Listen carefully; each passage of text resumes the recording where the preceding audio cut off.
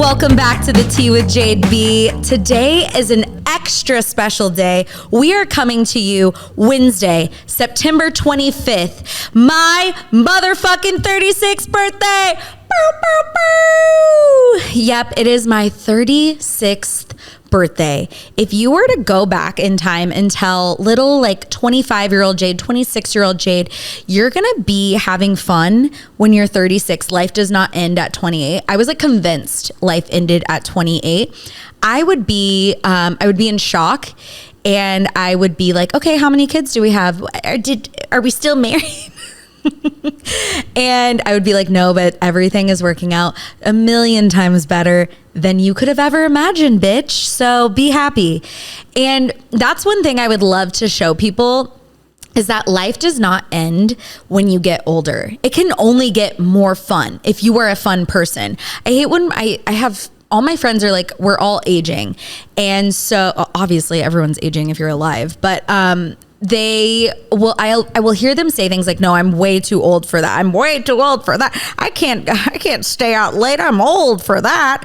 You're not old. You just suck, because I am still having so much more fun, if not more fun than ever. Yes, my fun looks like a little different. I'm not blacking out anymore. I'm not throwing up in a bar bathroom, but you know, I would call that progress.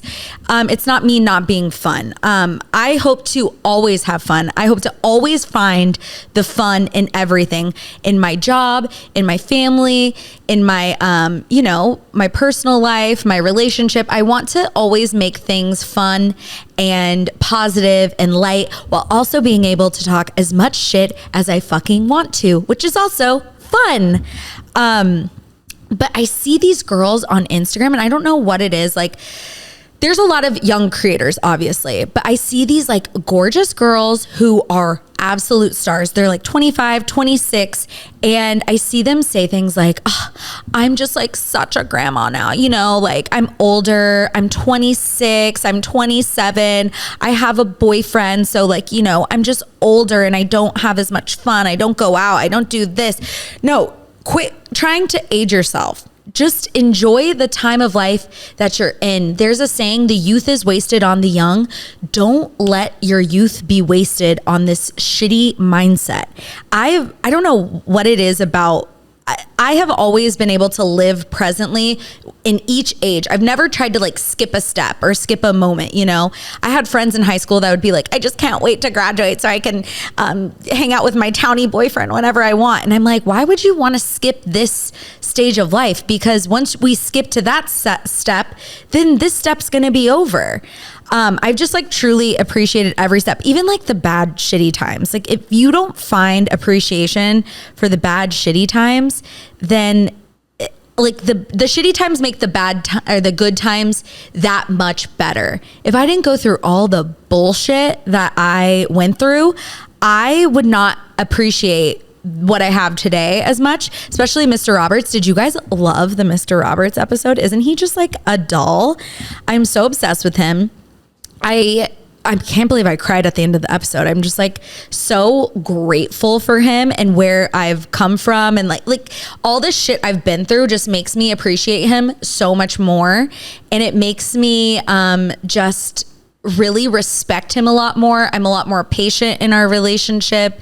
Not that I even really need a lot of patience, because he's kind of like an angel. It's like kind of weird. But I got a lot of really amazing feedback on that episode. So if you haven't listened to that, you should listen to it. And maybe one day we can get Mr. Roberts back. He's a star. If I didn't watch my back, this podcast would turn into the Tea with Nick G, because he has a lot to say and he is a star. So that's just my little spiel on my birthday.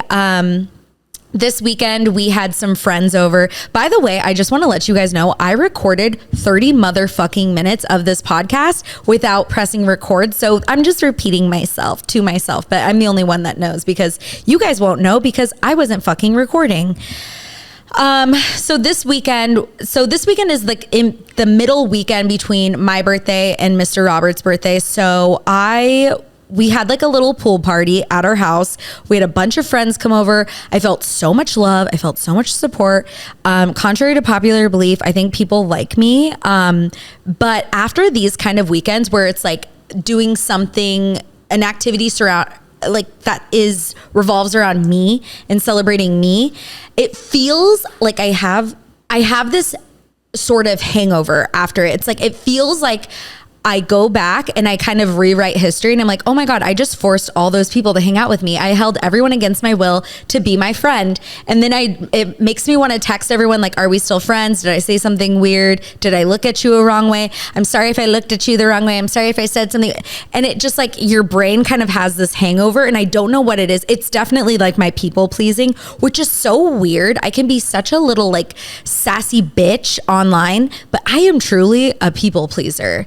I'm like trying to get over it. I think I've gotten a lot better, but those kind of weekends, oh my God, I woke up Sunday and I'm just like, oh. And then Sunday we wake up and Mr. Roberts is like giving me a gift. He's like, I want to have a rot day. This man never rots. He never sits on the couch. He's always moving, shaking. I'm like, oh my God, this is going to be amazing. We're going to have a rot day together. He gets up. His idea of a rot day is cold plunging and saunaing and then going on a 5-mile run. And I'm sitting there and I'm like, I'm going to rewatch Real Housewives of New Jersey, but you have fun on your little run. Then he gets back and then he does like a pace. He does like a pacing course in our living room where he goes like around the kitchen island into the living room and he goes right back around. And he does that till he hits 15,000 steps.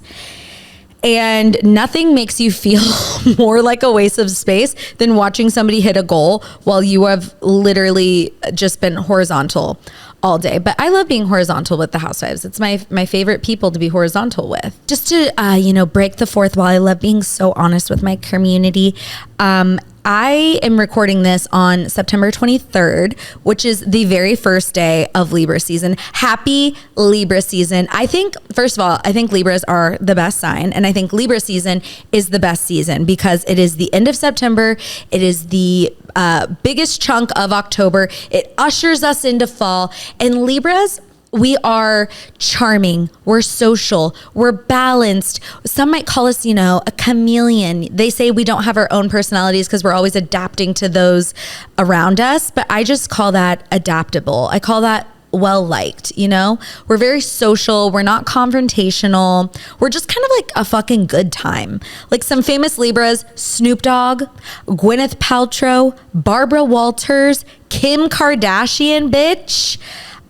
It's just like we're in good company. And now I also don't want to forget to say happy birthday to my birthday twins. I have a stacked birthday twin lineup. Okay. Barbara Walters, icon, Scottie Pippen, Will Smith, keep my wife's name out your mouth. Oh my God, he's born in 1968. That's 1 year younger than my mom. That's crazy. T.I., Cheryl Tiegs, Donald Glover, Heather Locklear, and Mark Hamill, who is from, I think he's in the Star Wars movies. I think he might be, who's like the main guy, the one who Luke Skywalker. And Catherine Zeta-Jones and Michael Douglas also are birthday twins, and they're also married, which is crazy. A Libra on Libra relationship it could be very good if the male Libra is a good male Libra. Not all male Libras are good. All female Libras are stars. They're all just like very like fun to be around. They're so great. The male Libras are good, but like dating a male Libra will fuck you up. If you have not been victimized by a male Libra, then you have really dodged a bullet because it will fuck you up. All right, let's get into some tea that has come across my desk. Have you guys seen that video of Lisa Barlow singing? And for the fourth night there we were. She is singing Fortnite by Taylor Swift, but of course she says fourth night. And that is why she is a motherfucking star. I love Lisa Barlow so much. I am so happy that Real Housewives of Salt Lake City is back. What a gift. In this, we get fall, we get Libra season, and we get Real Housewives of Salt Lake City. Side note, I was doing some research on what housewives are Libras because I'm like, oh my gosh, Libras, they were so likable. There's got to be like some of the best housewives as Libras. Let me read you the Libra lineup. It is actually shocking, and it is not what you would think it would be. Okay, we have Megan King Edmonds, Kelly Dodd, Alex McCord, Cindy Barshop, Kathy Wakili, Jackie Goldschneider. What? Mikhail Salahi, Carlton Gebbia, Catherine Edwards. Who's Catherine Edwards? Exactly. Who's Catherine Edwards? She was the one on Real Housewives of Beverly Hills who had some connection to the OJ trial because she was dating OJ's best friend. She was one of those like clout chasers with the OJ trial kind of vibes. We have Monique. We have Mary Crosby. We have Whitney Rose. And we have, let me just preface this. The Libra's symbol is the scales. We are diplomatic. We are justice. We're all about fairness.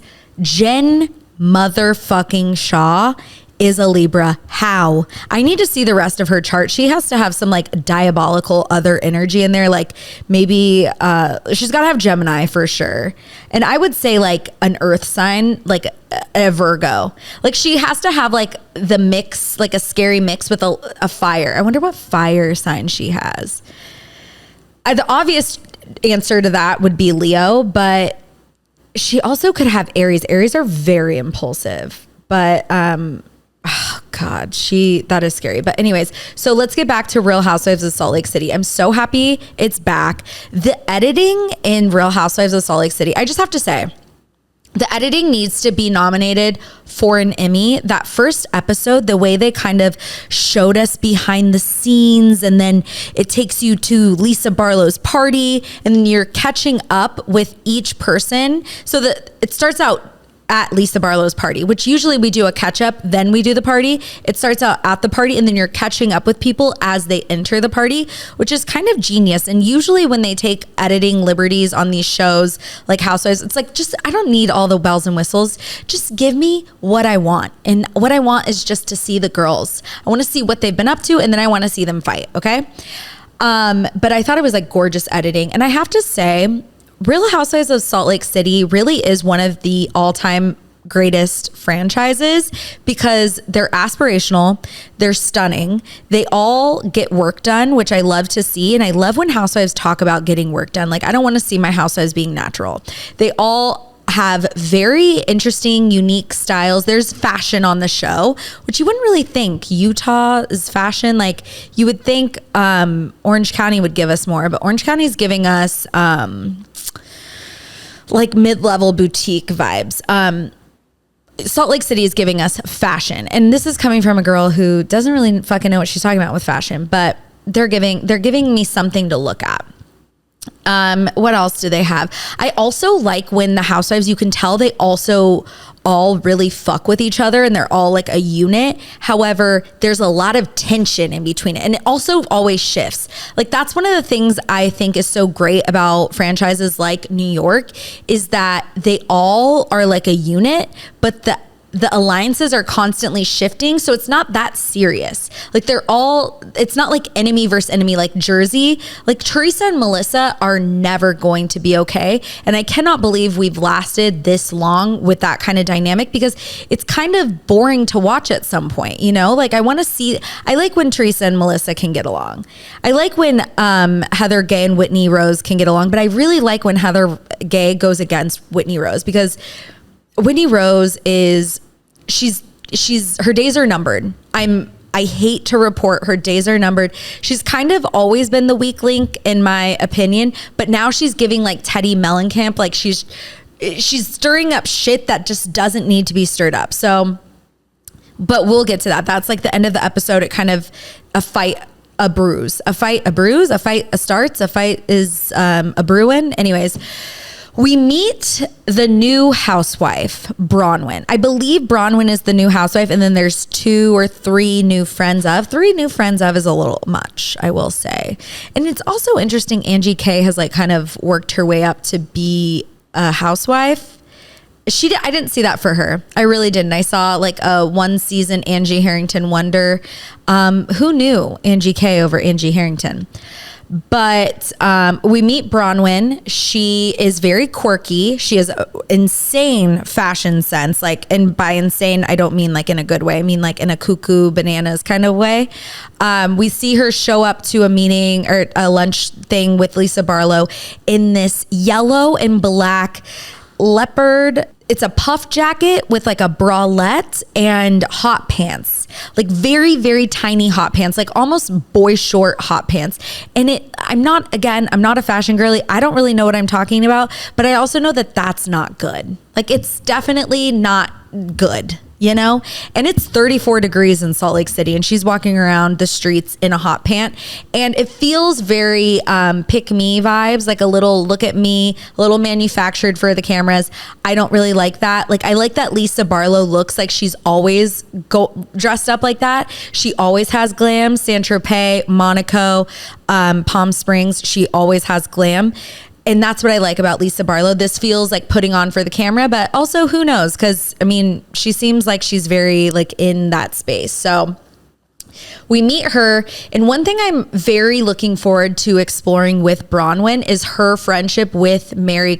Is it Crosby or Cosby? I need to look that up. Mary.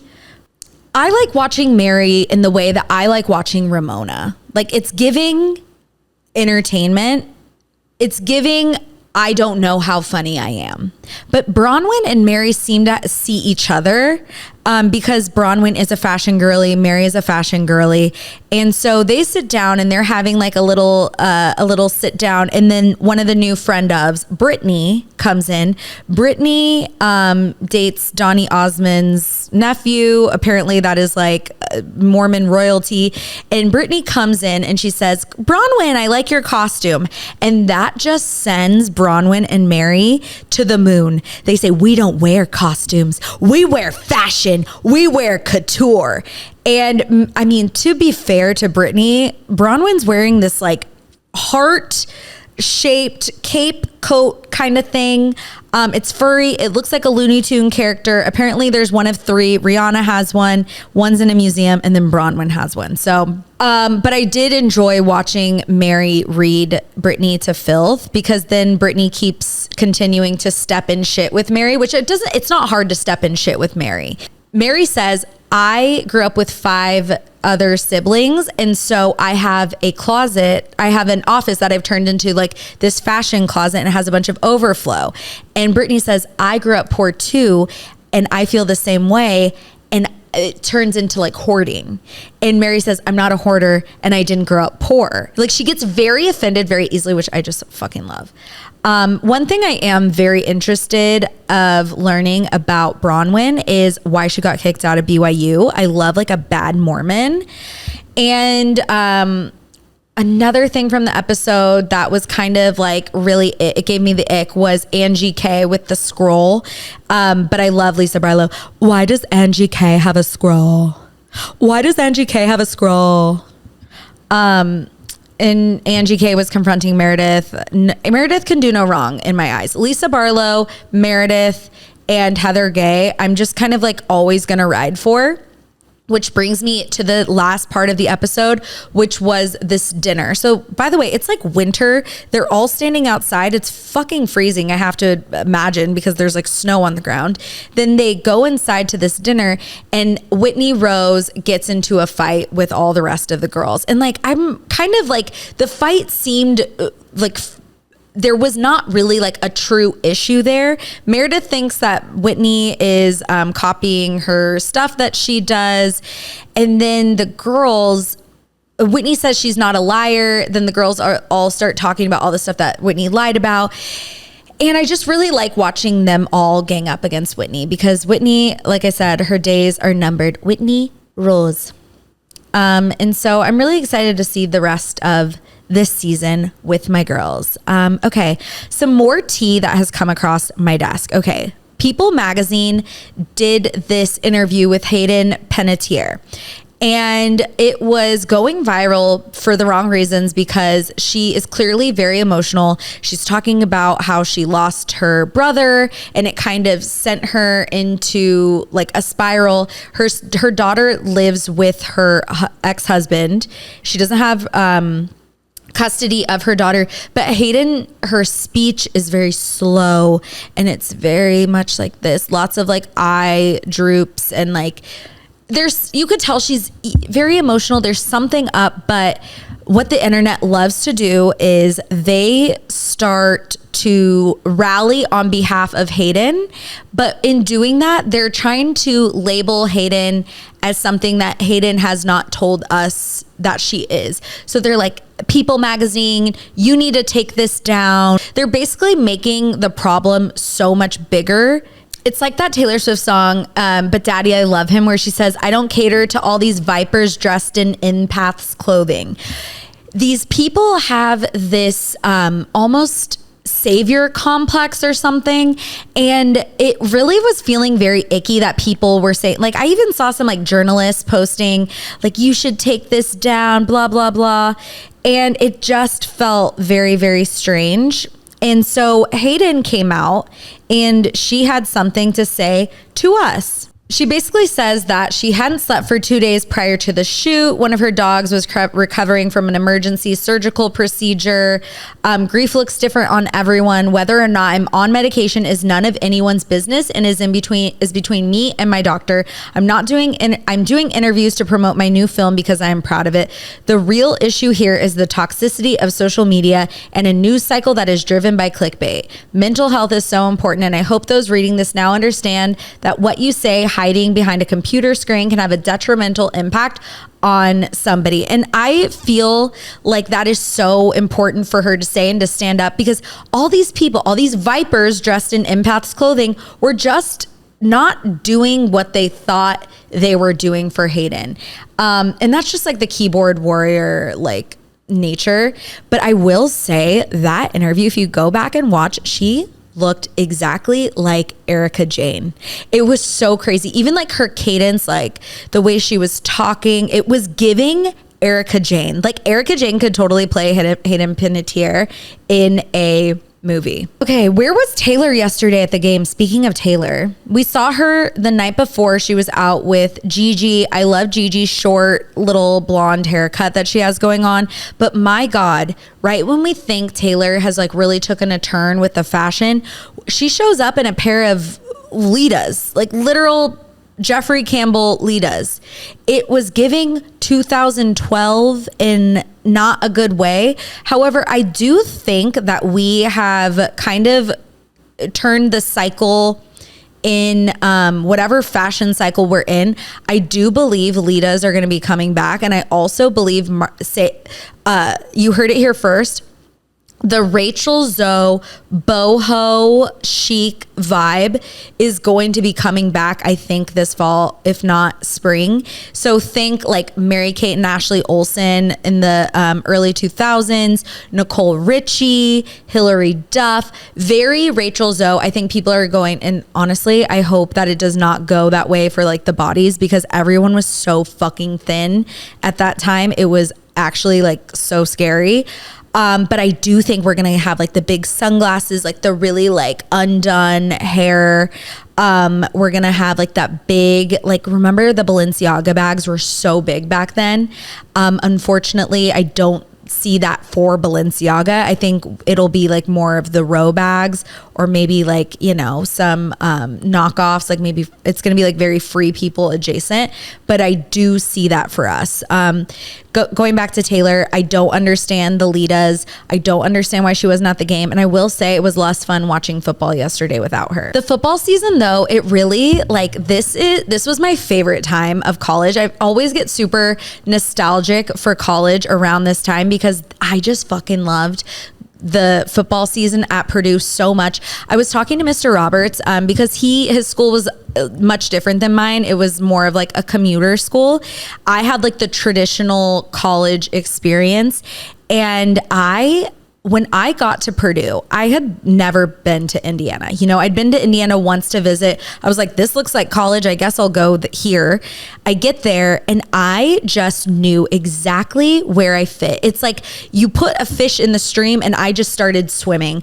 At Purdue, our Greek life is it's like kind of Purdue's like a nerdy fucking school, okay? I was the personality hire of Purdue. I don't really know why I went there. I'm so grateful for my education. I'm so grateful I did go there, but I was the personality hire. Everyone has a role, you know? And I just rushed because people around me were telling me, like, in order to have a social life, you really need to be in the Greek system. It kind of makes the school a little smaller because it is a big school. There's almost like 40,000 people there. So I did the Greek system, and I just like immediately knew what to do. I was like, okay, we need to party with other pledge classes, like fraternity pledge classes, because we need to start making friends with these people. So by the time we're like juniors and seniors, we get chosen to have like the good football buddies and the good like party buddies, because what the fraternities will do is that they will pair up with a sorority, and then that sorority will get the pregame of like the best parties. And if you have the pregame, then you kind of have like the in to that party. And like, you know, they're booking these huge guests like Afro Man, and who was another guest we had? Afro Man was probably the biggest musical guest we had, and that was a fucking hilarious day. But I just knew what we needed to do. I was like a natural social chair kind of person, and I was always planning the parties, and I just fucking loved it so much. Every single Saturday was like the best day of my life in the fall, going to football games, waking up at the ass crack of dawn. We wake up at like 6 a.m. and party. And Purdue also has this thing called the Breakfast Club, where you'll dress up in costumes, and people will get super creative with their costumes. And you would go to the bars at 6 a.m., get absolutely tanked, and then you would walk from the bars to the golf course where all the tailgates were. And it was funny because you'd see all these drunk people in costumes coming to like normal tailgates with like parents and stuff, and it was so fucking fun. Okay, last but not least, Diddy. People wanted me to talk about the Diddy stuff. Holy shit, it just keeps getting darker and darker. And Diddy has always given me like really losery vibes. Like, he seems like the kind of guy that would just like yell at people all the time. And I mean, that's kind of like proving what he did. And that just always gives like such small dick energy to me. And the fact that he would have these parties and call them freak off parties is like the grossest, weirdest thing I've ever heard. It's so creepy and cringy. And what kind of fucking person are you? But back to Diddy. So Diddy, it's just coming out. It's like getting deeper and deeper. There's a lot of abuse allegations. There's like a lot of celebrities that are probably going to go down. Some names allegedly I've heard are Mary J. Blige, Jay-Z. Him and Jay-Z are so close. There's like literally, how can you not be connected? It's not looking good. And all these people are super powerful, so who knows? It's probably going to be Epstein vibes where we just won't know who's involved. But Diddy is going to be the fall guy for everyone, and it is just nasty, the stuff I've heard. Like the videotapes, him and Cassie, him and Kim Porter. If you're not on Diddy TikTok, I don't suggest getting onto Diddy TikTok because it is just a nasty, nasty, dark place. Someone said, I died and thought of you when I saw Demi came out with another documentary. Demi Lovato, oh my God. I am not a Demi Lovato fan. I think that she is a whiny celebrity. She honestly gives celebrities like a really bad name with how fucking whiny she is. She's very Selena Gomez adjacent to me. And I don't know how many celebrity documentaries is too many. Like, I want a Taylor Swift documentary. I want like a good Britney Spears documentary, like a Britney Spears documentary that has her in it. I want a Beyonce documentary. I don't want another Demi Lovato documentary. However, I will say this documentary that she's doing seems to be different than the rest because it is all about child stars. And I think that is important. I'm kind of becoming like very boomer-esque, say, in my way of thought, in the way that I think kids should be on the internet or famous. I really don't. I think it's so bad. I think if you are a kid who's super talented, it sucks because of the way our world is. But like, historically, child stars have never been good. Like, it's never been a good thing. Look at Judy Garland. it's never been good. These kids, it never ends well. I just think keep the kids off the internet, keep the kids off the limelight. They don't need to be like, let them grow up, let them go through their awkward stages, bring back awkward stages. How about that? These kids need to have braces. I didn't know how to wear makeup. I didn't want anyone to know that I was wearing a bra. It feels like they are easily covering up their awkward stages, just kind of like how we are able to cover up our signs of aging. And aging is not bad. Like, I want to look the best I can. I actually just got like the best facial at Skin Farm the other day. It's their Golden Fusion facial. If you need like a zhuzh, highly recommend. I also got some fresh Dysport, which is why I look so youthful. But I want to look the best for my age, you know? I think awkward stages are healthy. I also think like having like an ugly stage or like an ugly moment is really good, because my whole life has kind of been a roller coaster of glow ups and glow downs. And it's really served me well, because when I'm in a down and when I crawl out of that down and get a glow up, I get so many compliments. Like, normalize having like a glow down, which brings me to my next, I meant to talk about this. So I have been in a glow down. I have felt super like, it's weird. My 35th year, I was like low key, I think a little depressed, a little lost, a lot of it, because I just had like a lot of career transitions, like transitioning into this content world and like where I wanted to take it. It was very, very confusing, and I didn't really know where to go with it. And it made me like a little like uneasy, you know? However, I still like had a great time. Like, it was all in all like an amazing year. Just that part of my life was like very like unsettled. And I think that kind of manifested in my body. And I think my body has held on to like a lot of like weight and inflammation from that. So I'm starting over 75 Hotter. I'm going to be starting on September 30th if you guys want to do it with me. If you guys don't know what 75 Hotter is, it's like this thing I started that's like 75 hard, but for the girls. It's more sustainable. It's like a little bit of like a healthier lifestyle changes versus like 75 hard. You can't do that past the 75 days. Like 2 workouts a day. If you miss a day, you have to start over. You don't do that on 75 Hotter. It's more like if you miss a day for something, like clock that and get back on the horse, but you don't have to start over, because that's just so, it's, what's the word? It doesn't want to make you, it's discouraging. So I'm going to be doing that again, but I'm also supercharging 75 Hotter with Hottober. So we're going to go full force in Hottober, and it's going to be a week or a month long giveaway. So I'm going to give away some services with my favorite people in Austin. So I'm talking like getting your hair done for free, getting free facials, getting free nails. Like, I want you guys to experience all the people that make me feel my best. And I'm also going to be doing a giveaway for girls who don't live in Austin. So each giveaway will have like a local aspect to it and a non-local aspect to it. So I'm really, really excited about that. So that will be happening on my Instagram and TikTok. So just make sure you keep your little eyes peeled for that. Normalize loving your body, but wanting better for it. But the thing with 75 Hotter is that it is about feeling hot from the inside out, because when I take care of myself on the outside, I think sometimes when you're not taking care of yourself on the inside, like maybe you're not eating the best, you're kind of eating like shit, you're not like moving your body as much, then that trickles into your physical appearance too. And then everything just starts to like, you start to not take care of yourself as a whole. But I feel like when I start taking care of my body from the outside by doing like little things like my skincare, face masks, getting my hair done regularly, doing spray tans, that makes me want to take care of my body on the inside, and vice versa. When I'm working out, it makes me want to eat better.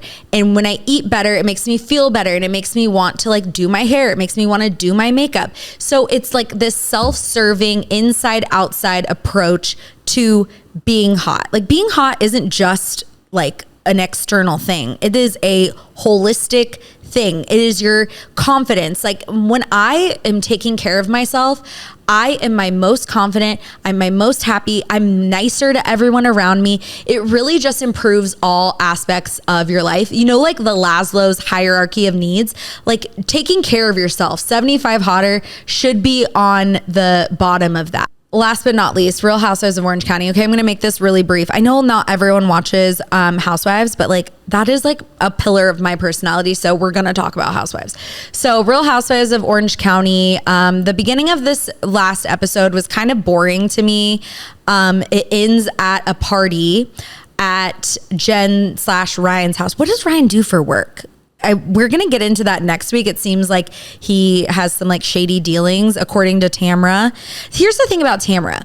Tamra, she isn't always wrong, but it's hard to hear the things that she says that it's hard to hear when she has a good point through all the shrieking and all the nastiness in her voice and through the unnecessary cutouts in her clothing. It's just, I can't process what she says because it's a lot coming at me.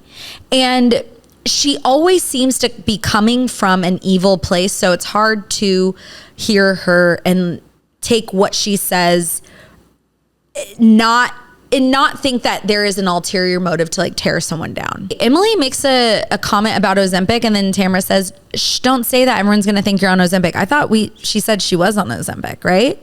Is she not? I want to be on Ozempic so bad, you guys. I know I just talked about 75 hotter, but I'm giving myself to the end of the year. If I don't see the scale move, I'm going to take it into my own hands and I'm getting on Ozempic. I am tired of feeling like this. Alexis. Okay, so they have this party. Alexis walks in late. I don't really know what this hairstyle is. It's giving 2014. It's like a braid poof down the middle of her head. And Emily called her a giraffe, and honestly, she was giving giraffe vibes. That's kind of mean of Emily to say, but she's not wrong.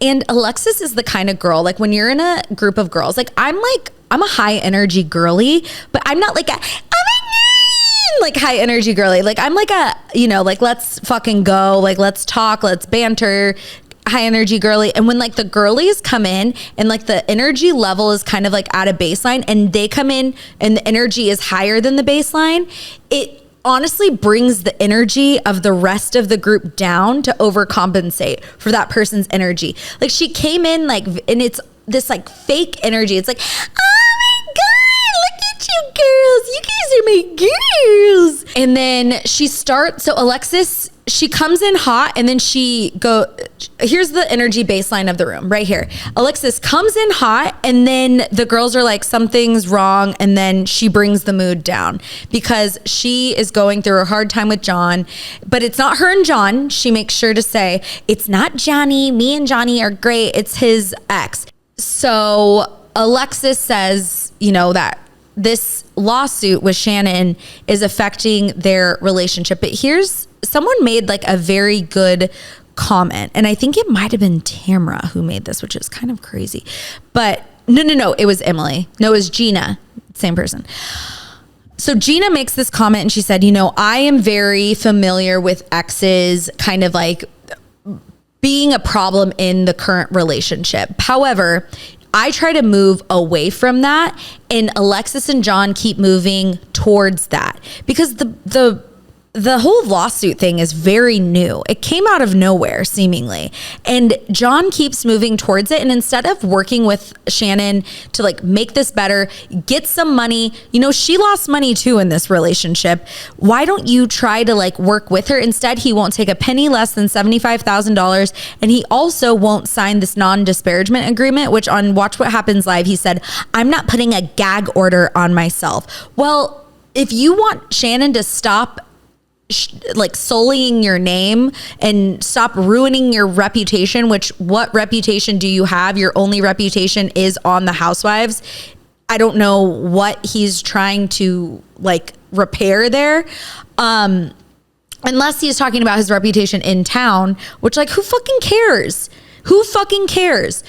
If Shannon isn't is willing to not talk about him anymore, he should be willing to not talk about Shannon anymore. It's just, it feels like he is creating chaos and blaming it on Shannon. And of course, Shannon's going to be upset about it. Anyone who does not think that Shannon should be upset about this, what world are you living in? If your ex, who has a new girlfriend who is in your group of friends, is suing you for $75,000 and won't mediate with you and won't come to an agreement, what fucking world are you living in that you don't think Shannon is going to talk about it and make you look like the bad guy? It's only making things worse for you, John fucking Jansen. Oh my God, every time I go on a rant about John Jansen. Emily, this episode, by the way, looks so gorgeous. Her face looks like Bella Hadid. I don't know if they've gotten the same surgery or if she just is like that kind of like snatch. It's like that fox eye look, you know? But I was looking at her, that hairstyle was so amazing on her. But Emily does lose her mind in this episode, unfortunately for her. But it was kind of hilarious to watch because, so this whole issue is that they had this fashion show in Sonoma that Heather Dubrow was putting on. And Heather had asked all the women for their measurements, and then the fashion team that they were working with sent the girls the clothes. And Emily wasn't happy that she was in a size 12 and Alexis was in a size 2. And she said the dress was really baggy on her. Then Heather makes this comment like, you know, I had nothing to do with the sizing. And by the way, the dress wasn't baggy on Emily. It was tight on Emily, which was like a bitchy thing to say. Then Alexis gets all upset and she said, you're bringing me into this argument. And then she starts making this whole fight about her. And she just looks so fucking stupid in doing that. And I hate to say, call another woman stupid. No, I don't. But she looks so fucking dumb. Every time Emily has it out with Heather, Alexis chimes in, and it's not even like she's having Emily's or Heather's side or she's trying to, you know, mediate the situation. She's creating a new shitstorm of chaos to the point where Emily tells her, shut the fuck up, you fucking idiot. You're just a friend. Keep fucking John Jansen, you fucking idiot. And I thought that was honestly kind of funny. Like, calling someone a fucking idiot, like screaming that at their face, is so unhinged that it's kind of hilarious. I am going to pee my little panties. Thank you guys so much for listening. Happy birthday to me. Happy Libra season. Happy fall. I cannot wait for it to cool down in this fucking place. Please rate this, review it, send it to your friends. Tell me what topics you want me to talk about next. I love you guys.